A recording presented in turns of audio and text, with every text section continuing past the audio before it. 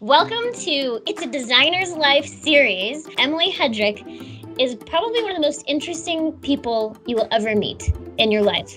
And it's not just because she graduated from UVU and because she owns more ukuleles than you and I will ever play combined. How many do you have, Emily? Oh, it's so embarrassing. 18.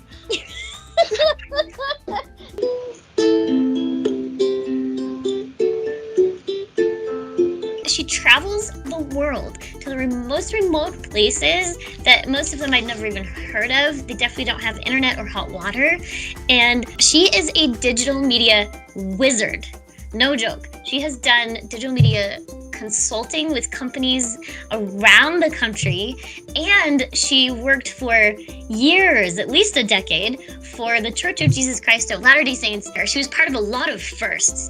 So she was part of the very first podcast, streaming online video for the first time, and then a new emphasis on mobile, thanks in large part to Emily. In fact, she became so valuable that the church made up a new title for her, and it had something to do with emerging technologies and digital publications strategy.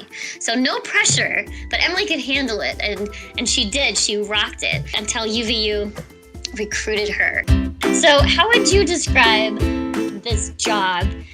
How would you describe it to someone who had no idea? So to your grandma. I would say our area is the intersection between technology, media, and experience design. Have you ever opened up an app and got frustrated with the interface? That means that someone on our side didn't do their job. It's not exactly a job that we get praised for because you just expect it to intuitively work. Well, someone spent hours and hours creating that experience to make sure that it felt so natural. It's the dark ages if we didn't have UX design.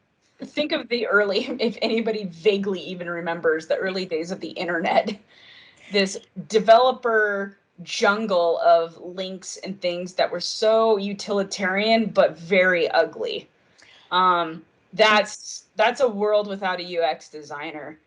Now you think about Internet 2.0 and look how beautiful it is. And it's easy to search for things. It's easier to, read and understand products. The workflow is, look at Amazon. It's so easy to shop for things now, and it's not good because now it's just too easy. That's right. We've got to make it intuitive, and if we leave it up to a person who's also doing the back end or front end development, they do good work, but they're not thinking about the audience and the experience of the user In the same way that an interaction designer would. So the interaction designer specializes in the end user, in empathetically relating with the end user's experience. Exactly. And kind of advocating for that and representing it. Yeah.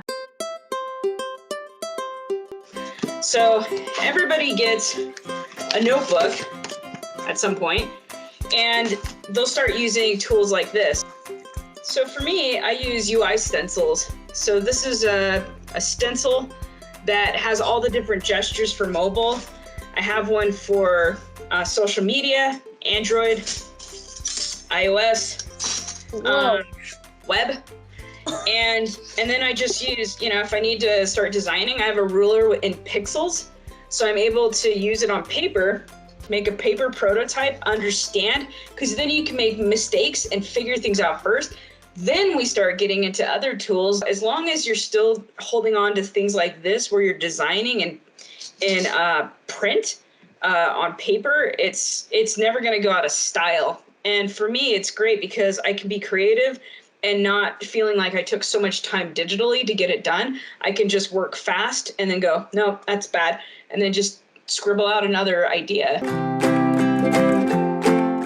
There's definitely some students that I've seen come through that art isn't exactly their strongest suit, but they end up going into jobs that fit what they're good at, because our area is a spectrum. You might love things like research, UX research, or you might like publishing. So you'll never be the one that's designing. But there's plenty of students that love design and just want to stay in that area, and then they'll do some graphic design work. And so if that's the case, great. But there's usually a job for your skill set, I would say. A lesson that I learned quite early and in my interview, John asked me a question in the interview, and I went through how I would do it. And then he said, you forgot one critical step, the first step. And he said, who's your audience? So I start with that. I think about who am I really designing for? And then from there, I start trying to figure out, okay, what's been done in the space, if anything. So I do research to understand how maybe there's similar products out there. And then from there, I just imagine what it could look like. And then I start sketching out workflows. So you always use your paper. You always start paper. It's something you do. You don't just preach it. You practice that. Yeah, exactly. I've got a stack of notebooks of just that, like a stack. Oh, wow. Just because I have to work it out on paper, and then when I get serious, and I feel like I have a first draft, a real draft to show people, that's when I start putting it into digital. I was working on a project that was a kind of a look and feel design one. It was for a company out in California. So I went to a restaurant that had a similar California vibe of what they're going for, and I went there and just had lunch, sketched it out while I ate, and then took photos of their decor, and then just came back and made a little scrapbook of how I imagined it, and then start just tweaking it and playing around with it until I was ready to actually put it in digital form.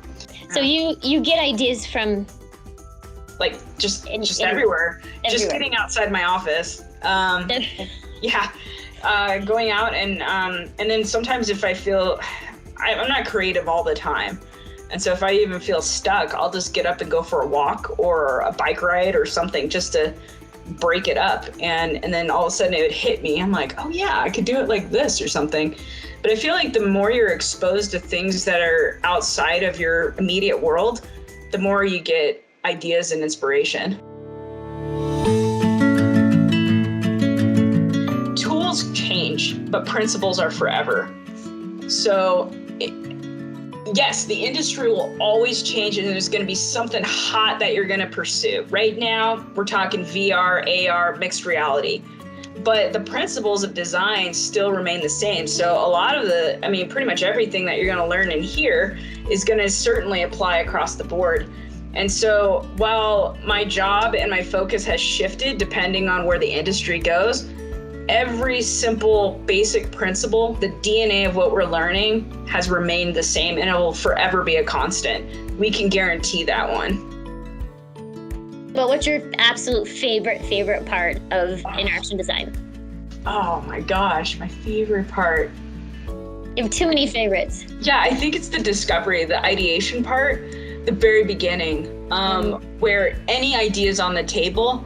So I'd be in these meetings and they're just random ideation meetings that they said, let's bring Emily in, and they'd say, here's what we're thinking. How would you create a product around it? And we would just sit there and imagine what it could be, and we would whiteboard it all out and design this experience for people based off of the audience that they're trying to build.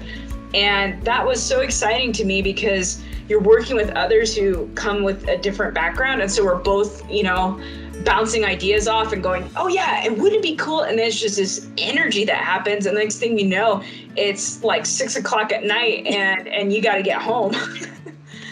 That's when you know you really love something, if you lose track of time. Exactly. Doing it.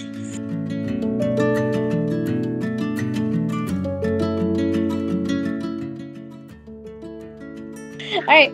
Thank you so much for your time. Really, really appreciate it. Yeah, no, thank you.